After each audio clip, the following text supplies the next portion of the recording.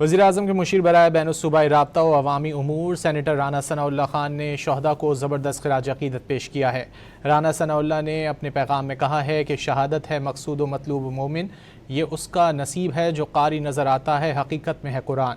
یہ راز ہم دنیا داروں اور تنخواہ داروں کی سمجھ سے بالاتر ہے۔ ان کا مزید کہنا تھا کہ اللہ تعالیٰ شہداء کے ورثاء اور غازیوں کو صبر جمیل اور یقین محکم کی دولت سے مالا مال رکھے۔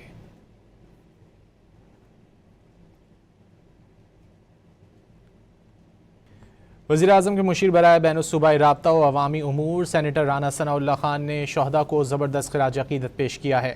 رانا ثناء اللہ نے اپنے پیغام میں کہا ہے کہ شہادت ہے مقصود و مطلوب مومن، یہ اس کا نصیب ہے جو قاری نظر آتا ہے، حقیقت میں ہے قرآن۔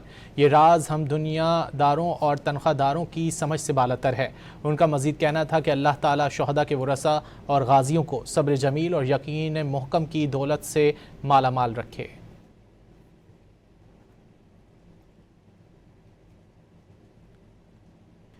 وزیراعظم کے مشیر برائے بین الصوبائی رابطہ و عوامی امور سینیٹر رانا ثناء اللہ خان نے شہداء کو زبردست خراج عقیدت پیش کیا ہے۔